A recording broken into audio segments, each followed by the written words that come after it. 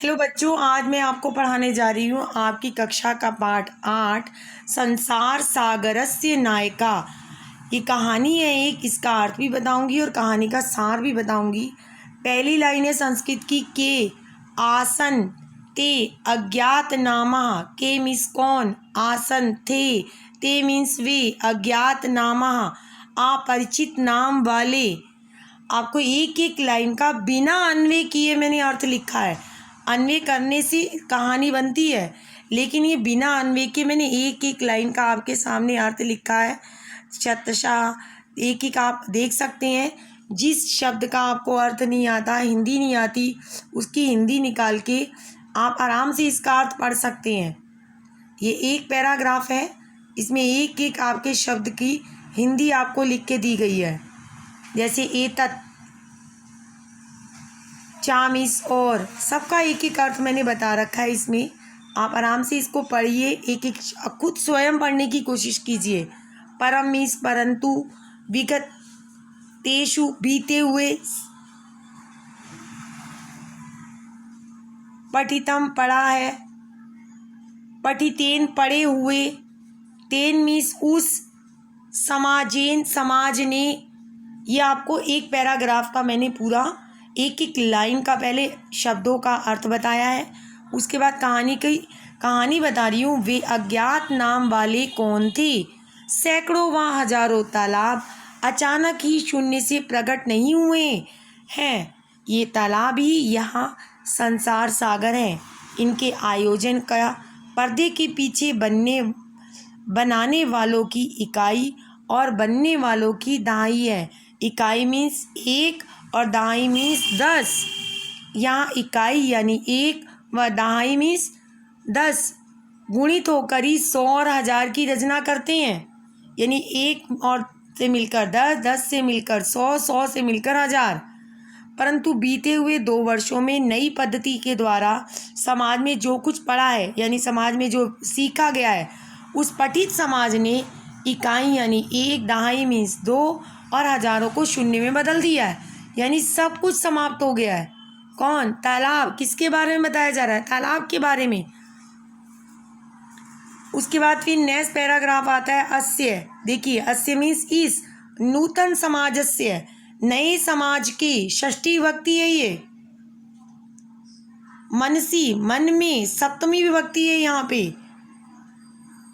आपको एक एक शब्दों का अर्थ दे रखा है, आप आराम से इसको पढ़िए। जहाँ आपको कन्फ्यूजन हो रही है आप मुझे लिख के भेजिए, मैं आपको बताऊंगी इस शब्द का अर्थ क्या है। अगर आपको अर्थ निकालने में दिक्कत हो रही है, पहले आप एक एक शब्द का अर्थ देखिए क्या है। शब्द अर्थ है एक तरह से अधा, अधा मीन्स आज, ये मीन्स जो, अज्ञात माना यानी अपरिचित, वर्तन्ते हैं, पूरा मीन्स पहले या प्राचीन काल भी कह सकते हैं, ते मीन्स वे, बहुप्रथिता बहुत प्रसिद्ध, आसान थे, बहुवचन आ गया यहाँ पे।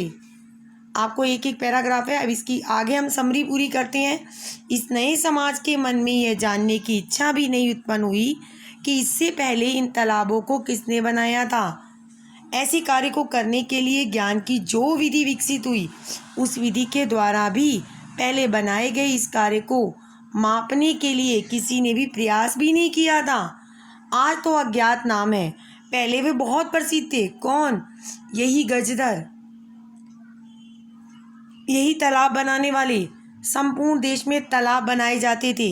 उन्हें बनाने वाले जो लोग थे वो भी पूरे देश में रहते थे और इन्हीं को गजधर कहते थे,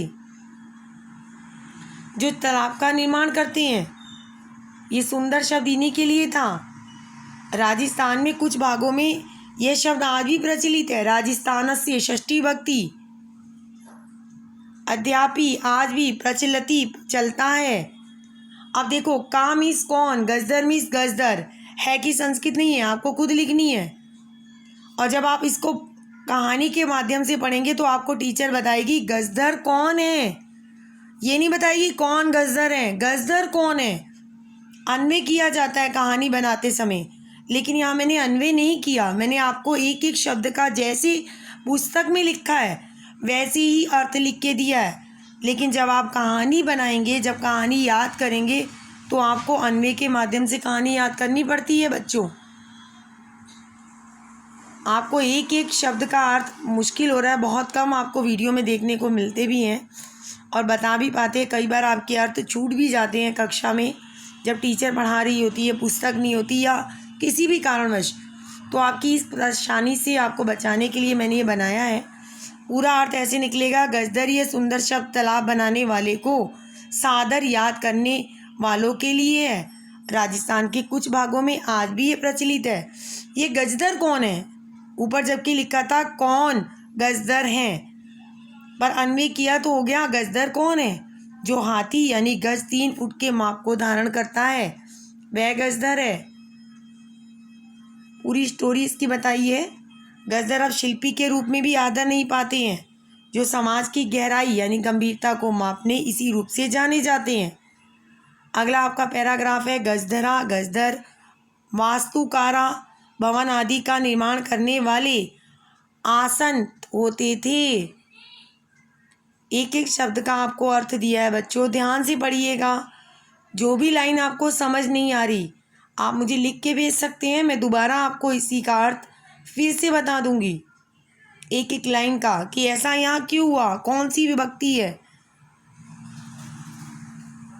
गजदर भवन निर्माण करने वाले होते हैं, भले ही ग्रामीण समाज हो या नगरीय समाज हो, उनके नव निर्माण का और सुरक्षा प्रबंध का दायित्व गजदर निभाते हैं।